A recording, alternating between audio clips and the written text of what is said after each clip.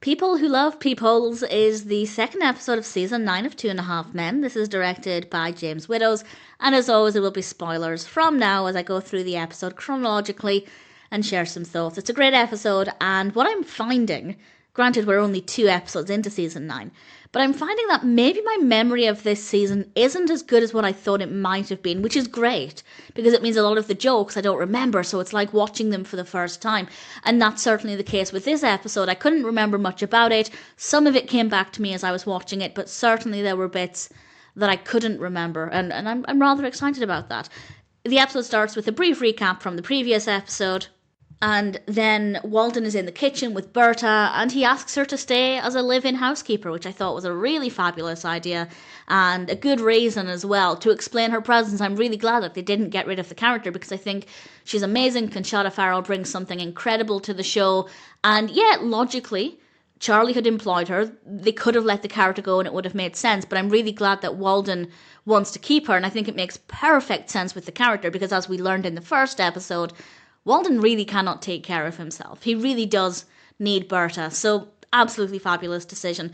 And we get some interesting internal thoughts from Berta, very different to the kind of things that Berta thinks and feels, or I guess thought and felt, about Charlie. Alan then comes in to say goodbye as he's moving out. Walden bought the house, of course. He leaves. Walden loves a peephole, as we establish. And then, when there's nobody else there, Jake appears briefly and then goes back to his room. Yeah, Alan forgot his son. Alan's in at Evelyn's, and we get a rather explicit, well, moderately explicit description about what her date is going to involve.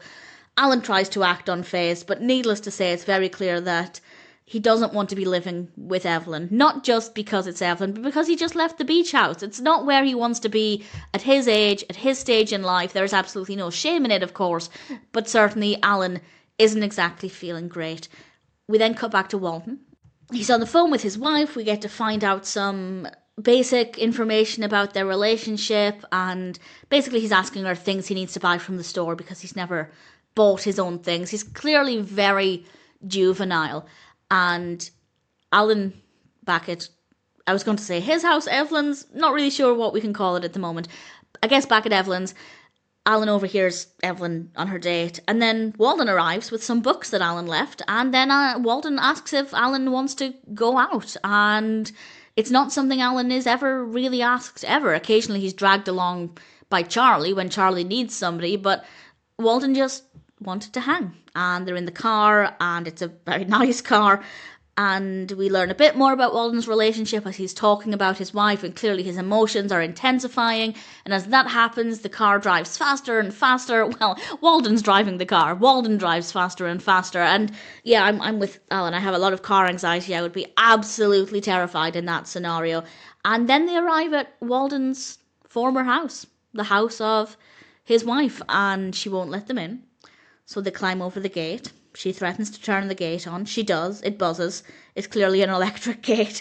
And we're then actually inside the home. We meet Bridget Schmidt, played by Judy Greer, and the home looks great. It is a very busy home. It would give me a lot of anxiety in real life, but to watch it in the show, it is beautiful. There are all kinds of gadgets everywhere. We have real life-size models of R2-D2 and C-3PO and a stormtrooper. It is just an absolute joy. And on the one hand, it kind of shows that Walden has this kind of childlike quality to him. We can assume these things are Walden's. Not that Star Wars is a childish thing, but certainly being a collector of these things, it's something that many people do because it helps to recapture things we did in our youth, and most children will collect something at some point. And it's a really fun and childlike way to enjoy these hobbies, and that really definitely comes across. But at the same time, I don't think we ever see those things again, do we?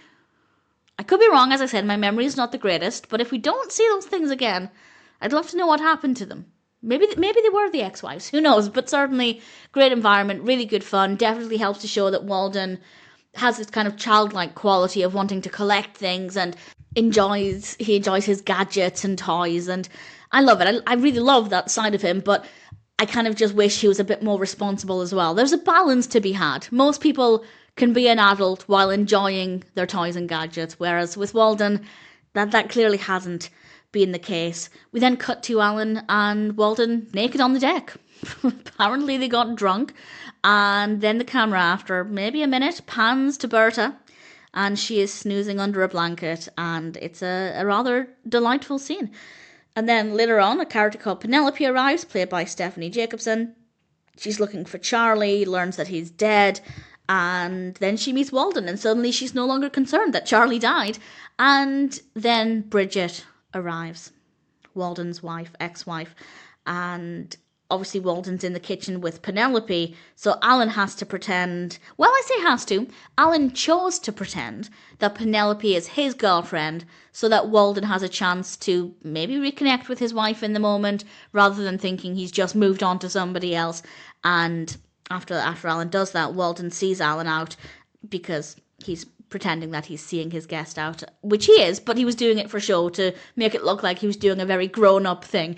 And he thanks Alan and obviously says if there's anything I can ever do to repay you.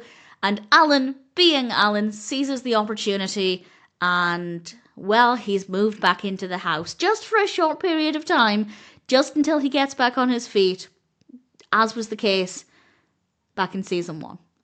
So I think everything flows well, everything makes sense. I think that they're answering a lot of questions about which characters are going to stay on, where the characters are going to live. So definitely a wonderful second episode. Really helps us to further understand Walden as a character.